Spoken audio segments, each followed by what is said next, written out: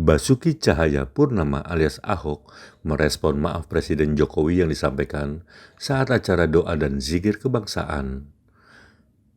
Ahok pun mengungkap dirinya saat mengakhiri jabatan juga minta maaf. Lebih lanjut, Ahok juga membeberkan komunikasinya dengan Anies Baswedan.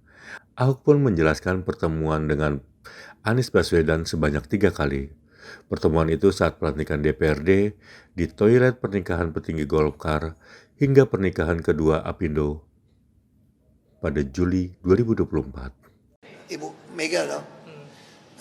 Makanya mereka bilang sayang kan kalau lu nggak ikut kan. Nah kalau saya pribadi, saya udah pernah ngalamin ini dari dulu kok.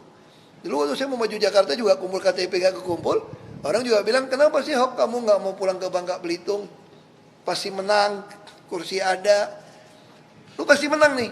Terus saya bilang, kan saya dari dulu bukan mau jadi gubernurnya. Saya cuma mau bangun satu standar. Kalau jadi gubernur itu kayak apa sih? Dan itu waktu itu ibu kota yang pilihan. Kalau ibu kota nggak dapat, ya udah. Kan memang niat gue bukan mau jadi gubernur kan. Gue cuma pengen kasih model. Ini model bisnis model nih. Gimana cara mengelola kota? Gimana cara menangani masyarakat? Gimana caranya anggaran bisa membuat penuh otak, perut, dompet rakyat? Itu saya gimana cara susun program, strateginya, kebijakannya. Nah saya bikin bisnis modelnya. Dan saya lakukan. Nah makanya saya waktu itu putuskan, ngapain gue pulang ke Bangka Belitung. Itu cuma sekedar jadi gubernur kan. Waktu saya jadi bupati juga, kalian juga gak pernah tahu, kelas 3 saya yang bikin. Tanda tangan sama Askes, yang gak mampu masuk kelas 3 gue tanggung. Gak ada yang tahu itu, karena kecil. Kalau pengen kebijakan kita diketahui orang, ya mesti di Jakarta. Dan saya bersyukur, paling tidak pernah 2 tahun wagub, 2 tahun gubernur, jadi sebuah bisnis model orang lihat. Nah itu tujuan A3 itu gitu. Baik Pak, untuk program ini Saya nggak tahu. Saya kira Mas Ganjar udah menjawab ya. Secara prinsip Partai PDI Perjuangan itu, kayak saya gitu kan, kalau mau bisnis mesti ada pakai nurani. Kalau mau berpolitik ada prinsip. Nah saya kira secara prinsip sulit PDI Perjuangan untuk mendukung seorang Pak Anies. Secara prinsip ya. alasannya? Nah, saya nggak tahu. Itu Anda mesti lihat. Kita lihat aja dulu. Kalau tiba-tiba dukung, gue nggak tahu juga kan. Orang politik kan. Baik Pak. PDIP nggak bisa maju sendiri Pak. Nah ini baru-baru ini muncul wacana Kim Plus Pak. Nah itu bakal Ya, ada satu makanya bisa aja. Saya berani jamin kalau Kim Plus itu bisa hanya bikin satu calon pun, mereka tidak akan pernah berani, ini ucapan saya nih, bukan saya nantang orang ya, tidak akan pernah berani melakukan satu lawan kotak kosong. Kalau dia berani, saya jamin Jakarta bisa bikin dia kalah dengan kosong. Makanya akan terjadi mungkin pola ada calon independen yang muncul. bisa dilihat Jadi itu calon boneka begitu ya Pak? Saya nggak tahu, karena nggak gampang ngumpulin, kan dulu kan udah independen nggak bisa lolos toh, bikin list nggak sesuai, tentu lolos. Nah itu bisa kita melihat. Saya kira kalau Kim Plus berhasil, dia pasti akan lawan calon independen. Karena kalau dia lawan kotak kosong akan dipermalukan mungkin. Pak, kan dari Akan habis nanti. dari Pak Anies. RH juga yang tadinya kan disebut di Jabar ternyata ada ini yang Nah itu kan artikan Kim Plusnya luar biasa dong. Saya kira ini luar biasa kan, karena hitungan orang waktu itu katanya, saya nggak tahu lah. Calon Gerindra nggak mungkin menang di Jabar kalau ada RK nih. Tapi kalau sekarang RK ditarik, berarti calon Gerindra bisa menang. Saya nggak tahu bargainingnya seperti apa. Mungkin di Jakartanya kasih ke Golkar atau kasih ke siapa gitu loh. Bagi kami sih yang penting, itu tadi kan kami ini politisi edukator. Bung Karno, Bu Mega, semua ada politisi edukator. Kita ingin masyarakat tuh memahami. Soal kekuasaan itu cuma ekses dari berhasil mendidik pemilih. Itu aja sih. Jakarta dong Pak sedikit, ini kan kemarin banyak nih, Bapak kan tadi di acara sudah bilang kemarin itu dulu Bapak sudah menyelesaikan masalah anak-anak miskin tidak bisa sekolah. Tapi kan sekarang kejadian terakhir itu guru-guru honorer di Jakarta juga harus kena cleansing Pak.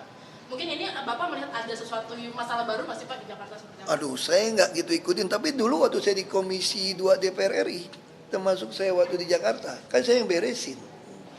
Guru-guru honor, kan saya Komisi 2 kan. Bagi saya sederhana lah, bagaimana guru itu, kan kita kenal pepatah guru kencing berdiri, murid kencing berlari kan. Guru itu harus kasih kehidupan yang baik, juga dilatih dengan baik. Tapi kesempatan sekolah dimiliki semua orang. Nah disitulah saya mau menghemat dulu. APBD DKI itu jangan habis buat pembangunan. Disitulah aku bargaining Pulau Reklamasi wajib 15%. Termasuk KLB. Sehingga untuk bikin jalan, jembatan, segala macam, bikin jaringan LRT, jangan pakai APBD lah. APBD fokus aja bikin perut, otak, dan dompet.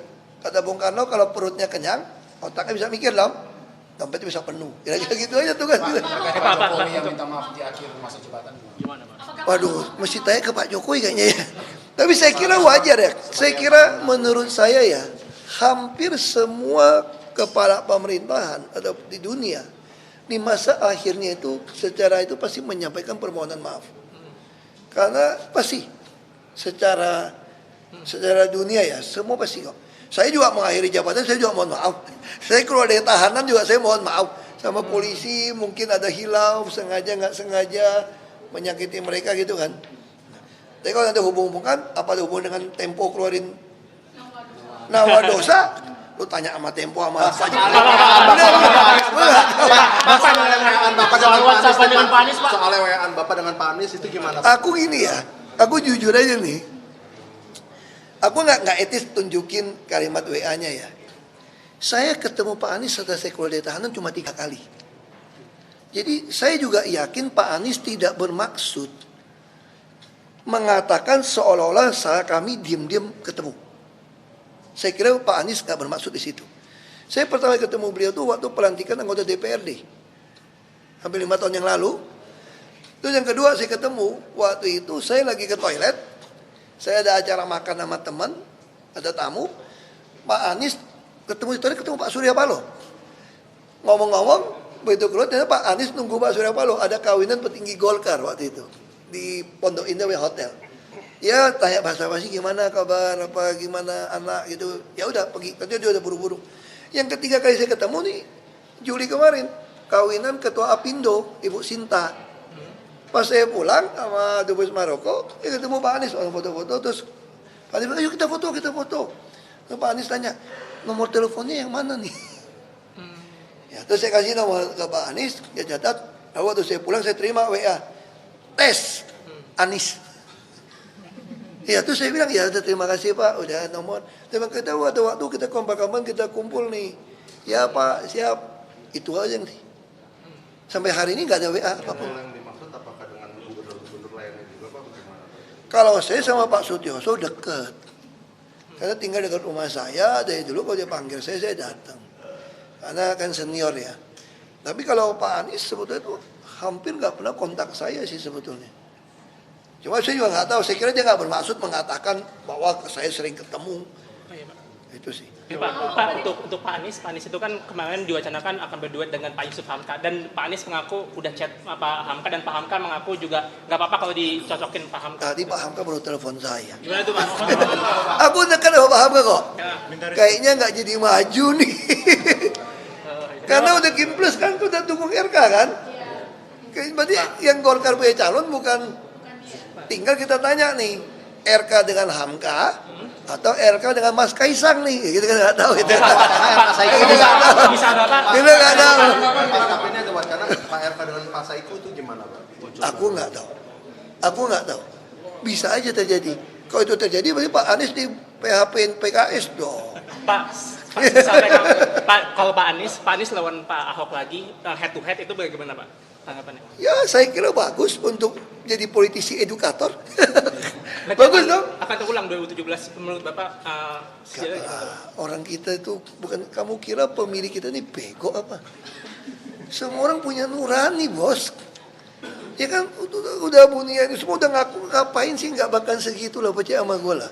Orang Jakarta ini waras.